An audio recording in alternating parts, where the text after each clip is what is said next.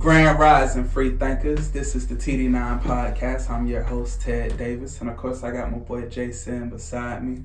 And we just here today to bring y'all up to date on some things, whether you knew it or not, because I know a lot of y'all don't pay attention to what's going on in the world. So, Jay, take it away. All right, so pretty much right now we're going to take a look at how a Tennessee legislator passed a bill banning drag shows for children.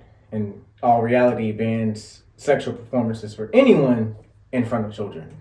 So the bill itself uses the words adult cabaret. Cabaret. What's that? Cabaret is entertainment held in a nightclub or a restaurant. So stripping. Pretty much stripping. All right, so the law prohibits anyone from engaging in sexual performances in the sight of minors, right? Right. So many drag queens feel as they're being repressed or I guess oppressed by this law. How are you being repressed or oppressed by being told, hey, you, don't strip in front of children? I'm guessing they feel like it's them being themselves, but what I don't understand is why can't they just keep it between each other?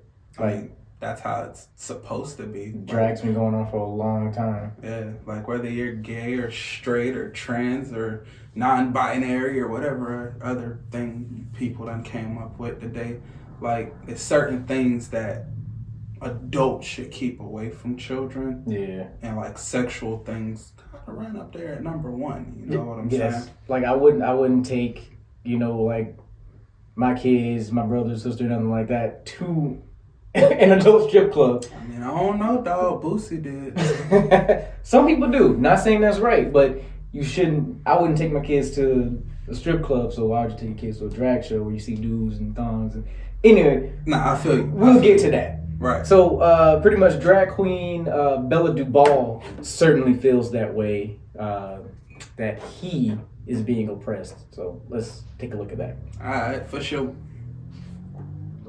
The Senate has already passed SB 3, and this next week, the House will vote on it. If they pass it, it will go on to the governor, and regardless of whether he signs it, here in Tennessee, it can still become a law. If this law passes on April 1st, public drag will now be criminalized. I could go to jail for 15 years for appearing outside in drag. Oh shit!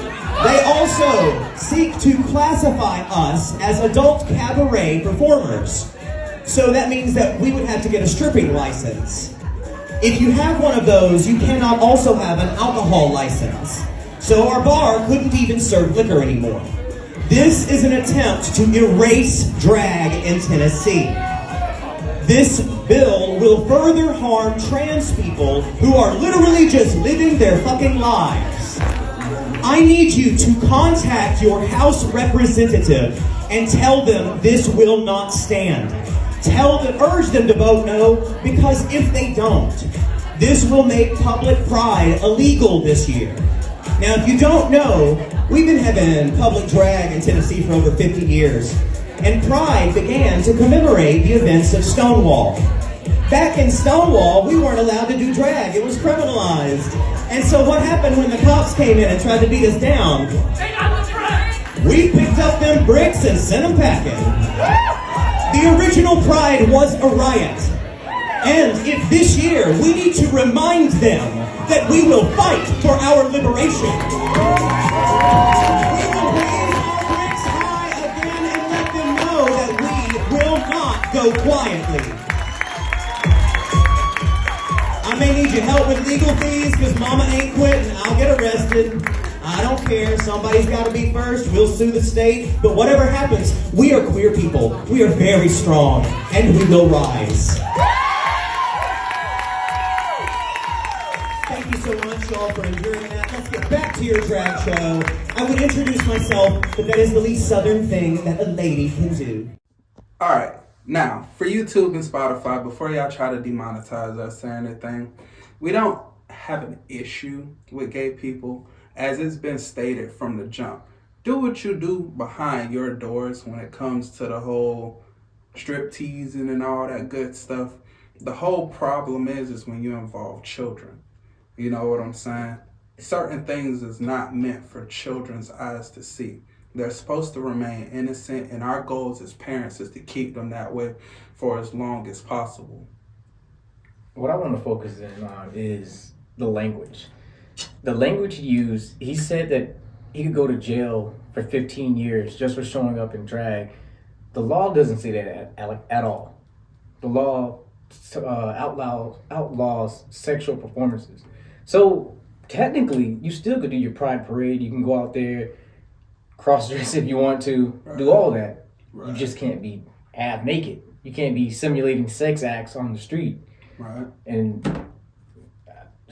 And adults, like, come on, be real. We know what sex acts are. yeah. Like, so people that's gonna try to take this way too far and, oh, you're gay bashing and all that extra stuff, like, bruh, use your head. Like, just be real. Use your head. Yeah, like even with like heterosexual like parades or anything, it's a little too much. If people are there with like booty shorts, half naked, like you cover your kids up, like hey, you some kind of shame. Yeah. You know, we do that to ourselves. Of course, those same laws are going to extend to you. Facts. Okay, so I feel like people like Bella DeVal and people who agree with this whole drag thing or against the movement, Right.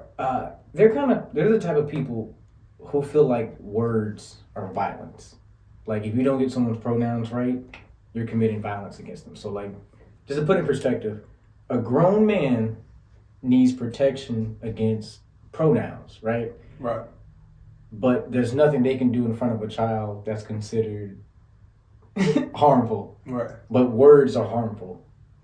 Like, so, go ahead. It kind of reminds me, like people have forgotten that childhood rhyme that we used to do, that sticks and stones may break my bones, but words will never hurt me. Mm. Like, what happened to that? Like, now all of a sudden, a person says, I don't like this, and it's like, oh no, they just stabbed me. Like, come on, bro, you being way too extra. And what's crazy, they want protection against being misgendered, but for some reason the child doesn't need protection against like R-rated shows. Right. You know, you got to make that make sense.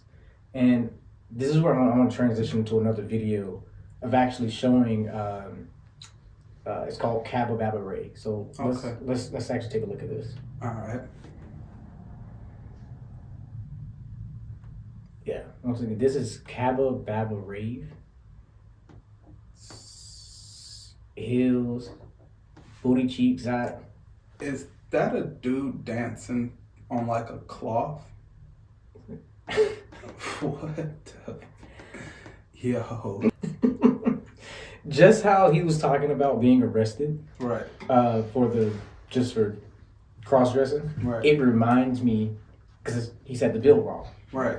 It reminds me of another bill that no one read, that the news portrayed as the Don't Say Gay bill. I remember that. It's called Parental Acts and Education.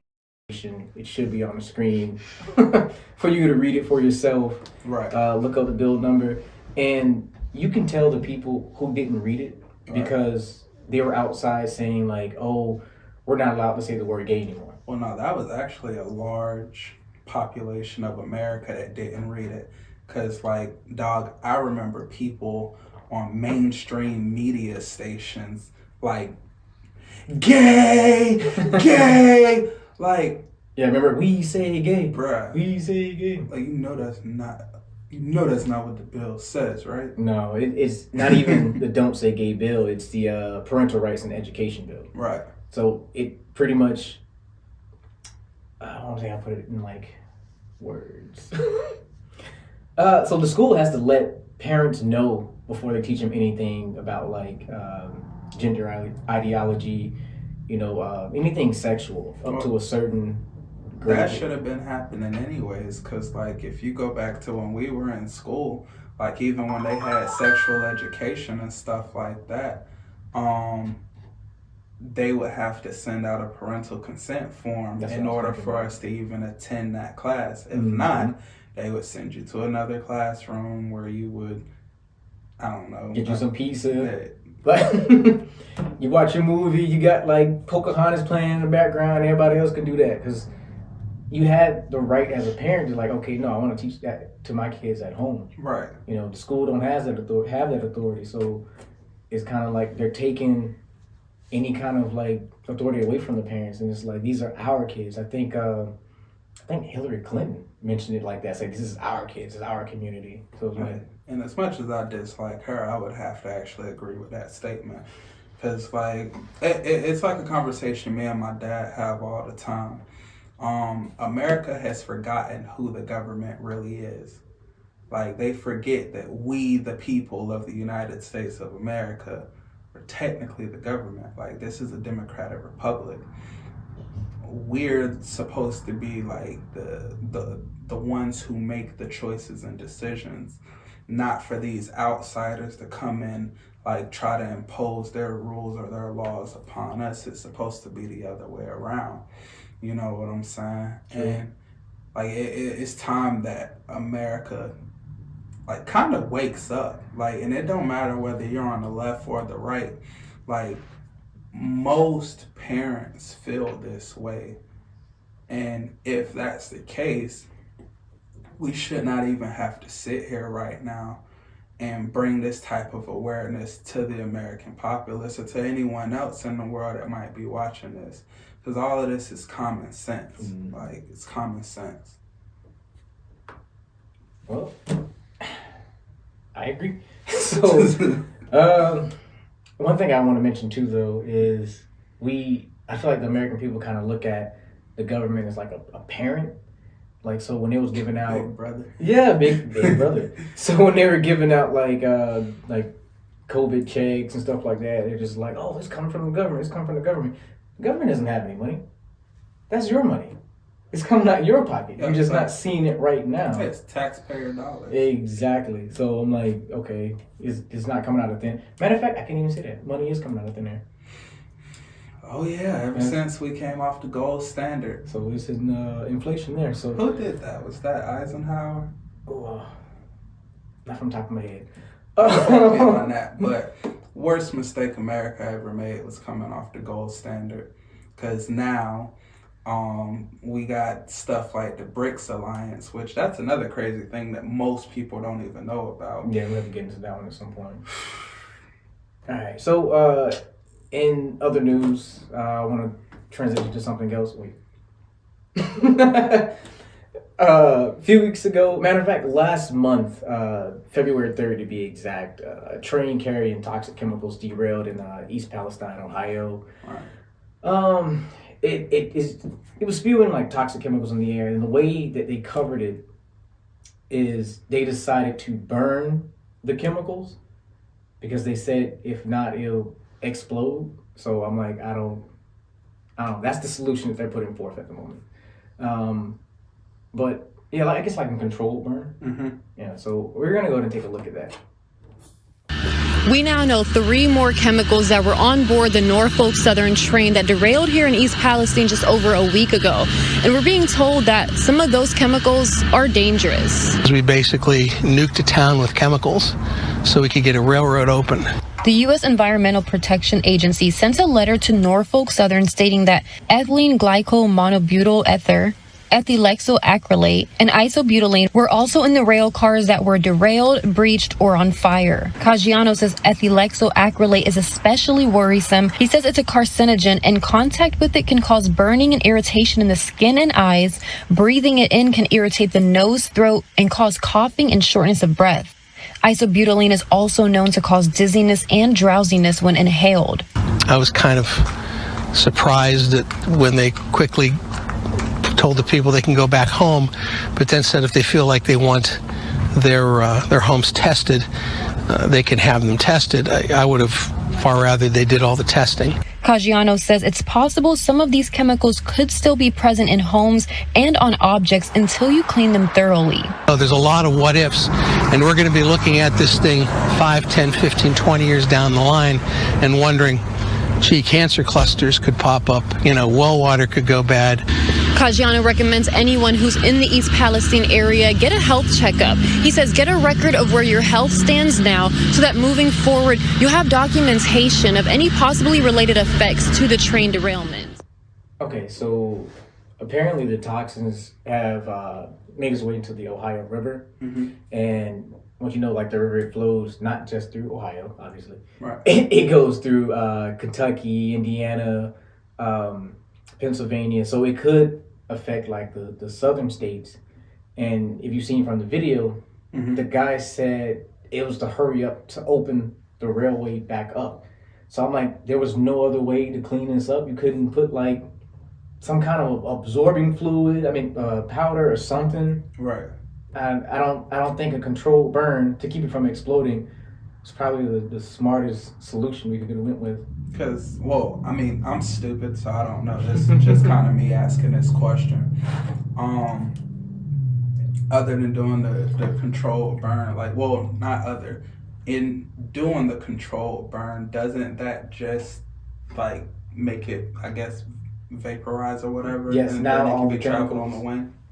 It's in the water, it's in the air, and it's on the surface soil. So now the people with all over, like, I hate to say, but TikTok and whatever other social media app of like dead fish all throughout the streams, people like pushing through the water, and you can see like this glossy film on the water. I think I saw a video like that where a dude was talking about how they were saying that it wasn't that bad. And I think he took a rock and threw it into the water.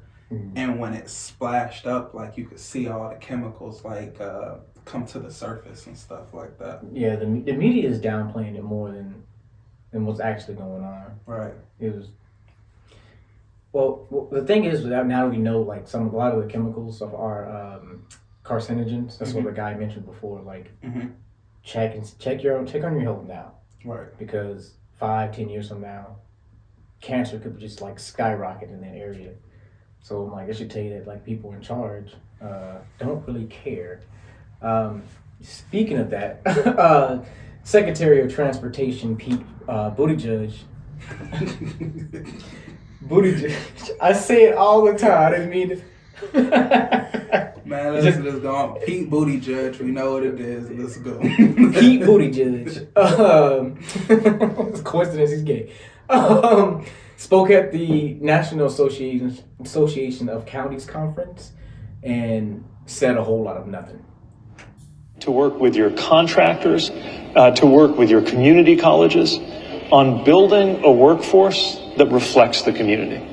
We have heard way too many stories from generations past of infrastructure where you got a neighborhood, often a neighborhood of color, that finally sees the project come to them, but everyone in the hard hats on that project looking like, doing the good paying jobs, don't look like they came from anywhere near the neighborhood. Right. You can build community wealth that will help close wealth gaps in this country if we can tear down those barriers. But that happens at the delivery level. Okay, so now there are barriers keeping minorities from the construction industry. So is it racist if the construction workers are all white and they have to be building in a black neighborhood? Is that racist now? But to me, it don't make any sense because statistically, half of the construction industry are minorities. I mean, personally, so I used to work in construction, you know what I'm saying? And out of my whole crew, to keep it a band here in Florida, most construction workers you're gonna see is Hispanic. But I mean, on a national level, I'm not 100% sure. I know according to Zappia.com, when it comes to the job demographics, it says that the most common ethnicity of construction workers is white folks, coming at 52.9%, followed by Hispanics or Latinos at 27.7%, and then blacks or African Americans at 11.1%. So I'm not 100% sure. And this study actually comes from 2021. You know what I'm saying? But you said 52.9. Yeah, 52. So I was probably about right. It's still about half. Yeah. Still half are white, and the other half. So are we trying to get 75% of the construction workers to be minorities, or? I mean, I don't know, because, like, at the end of the day, it also goes into, like, what it is you want to do. Like, for example, when I was working in the construction industry, like, I did framing for a while, for, I think, about 3 or 4 years. And then I also did a little bit of, demolition with a different company and stuff like that. Mm-hmm. And, like, I had homeboys and stuff who was looking for jobs and whatnot, and I would tell them to come out and hop on with me, you know what I'm saying? Because I had a cool behind boss, you know, come from the hood just like us, even though he was a white dude. Shout out to Ron, K-Ron Construction, also known as Chronic Inc. You know, not real life, that's the name of the company.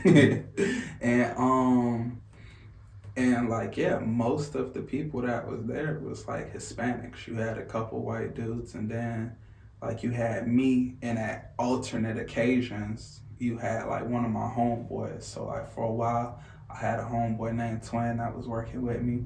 And for a while, I had my homeboy Man working with me.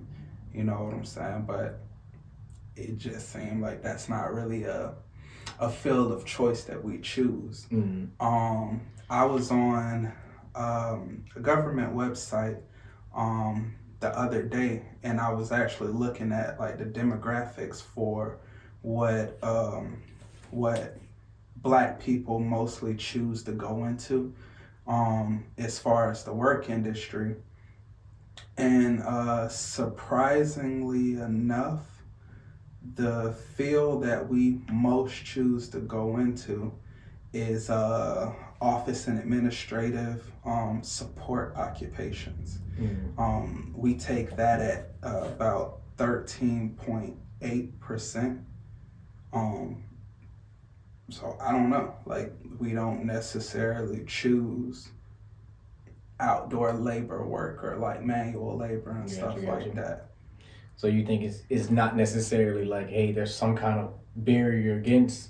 Nah, definitely not. Yeah. I don't think it's a racial or a nationality or ethnic thing at all. It's just choice, you know what I'm saying? Mm-hmm. Like, whether you can even take it from the point of, if you want to, being that our ancestors was forced to work out in the hot sun, that Black folks just don't want to do that no more.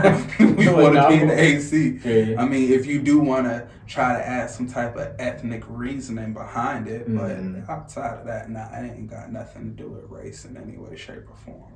So, like I said, the Buddha judge spewing a whole lot of nothing. Race baiting. Yeah, and this was literally after the train derailment. So that whole time he was up there, he didn't say anything about it. Right. He just went to the whole race baiting issue. So just like, people were sitting there waiting like, okay, they're going to need some type of support. You know, when something happens, like tragic, you want to know that like, hey, someone's going to look out for you. And right. What I thought was interesting there, like places like Coca-Cola came, mm-hmm. Salvation Army, give out food and water.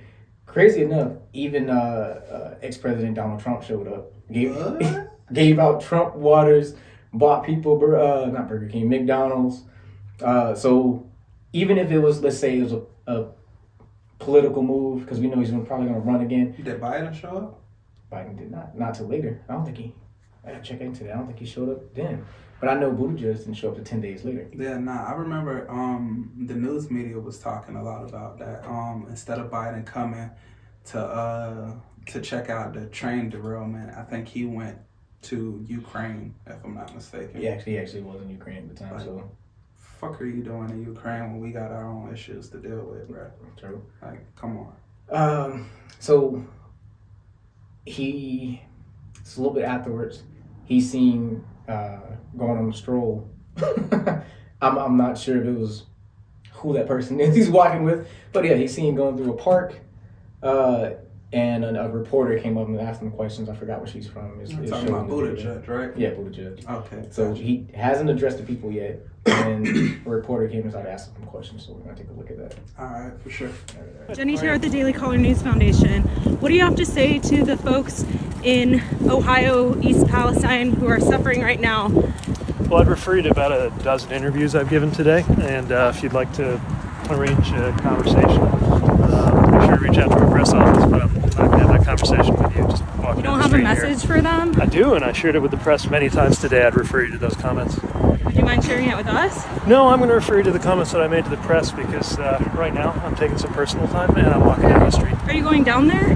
What's that? Are you going down there at all? Yeah, I am. When are you going? I'll share that when I'm ready. Okay, Not talking down the thank you. street. Can I get a photo of you? Yeah.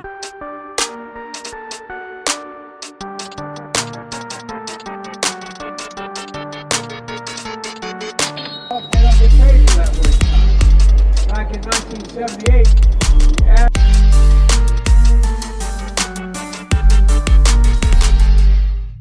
All right, so as you see from the video, Buttigieg said he's taking personal time. So it took him 10 days to get there. He's taking personal time. That's what the lady asked him about, right? Right. And he refers her to like, oh, look at the comments I said on the news. Well, you didn't say anything in that conference. You know, you were doing your whole race baiting thing. And another thing that comes to mind is, where are all the environmentalists? Yo. Where are all the environmentalists? Because literally, like a couple months back, we had people protesting gasoline. Yeah. I guess they're laying on the roads. You know what I'm saying?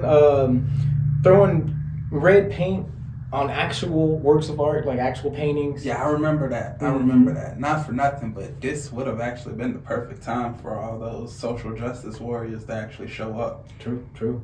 Like, this would have been a statement that actually would have mattered or meant something. Talking to you too, Greta. Just so you know. So, and what gets me is this one is an immediate danger. Right. It's not like whether you believe it or not. You know, we say like climate change, they're always like, oh, we're going to be underwater by the time it's 2030 or this. Something that's a ways out. So, like I said, believe it or not, some people are not going to take it serious. You know? Right. But this happened right in there. So it's like, why didn't you show up? Why didn't you say anything? If it's truly about the environment. Right. I don't know, like, why we don't get into that. Right. Nah, I feel you on that 110%. Yeah, they're the same. Once again, I just want to just keep hitting on this point. They're the same type of people who say like, "Oh, you're raising farm animals. You know, you're keeping them in cages. That's like a holocaust for the animals." So just like, if you feel that strong that you're not even going to eat meat, even though we've been doing this for thousands of years, Right. there's actual chemicals in the air killing those fish. There you go, killing animals, Right. and potentially giving people cancer. Well, in that case, it wouldn't even just kill the animals, because you got to also think about all like the wild animals that would actually survive from those sources of water and stuff like that. So you got to think about the birds that will hunt those fish in the river. You also got to think about the deer and the boar and whatever else it is that's in the woods that would also probably use that same body of water for drinking water and stuff like that. Like, so to kind of drill back on what you said, environmentalists, like, this would have been your heyday shine This time. is your moment, your time to shine. Facts. Get out there. I'll actually support you. Facts. I'll actually support you. I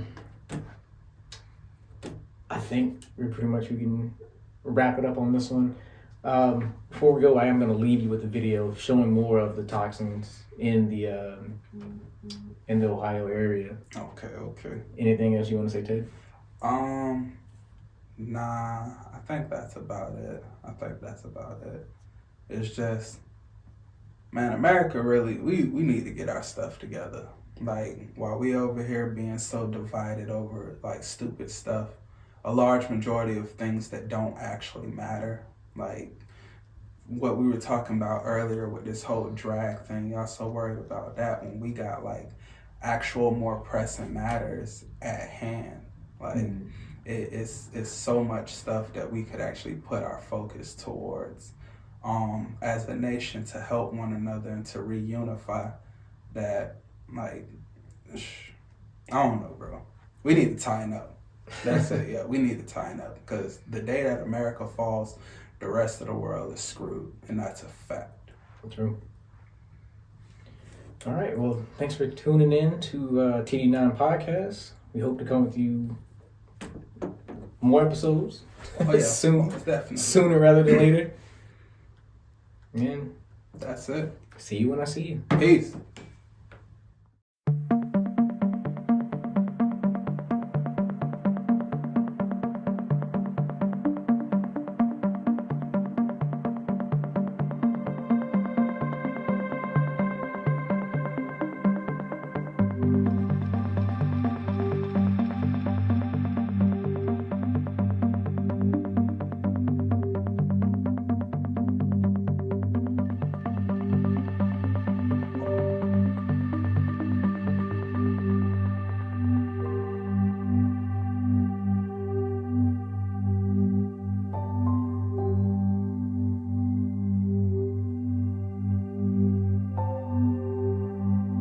I just want to say that smell is noxious. After moving those rocks a little bit, it's disgusting. Burnt plastic, chemical, awful smell. Ugh, the smell. My God. How long is it going to be like this?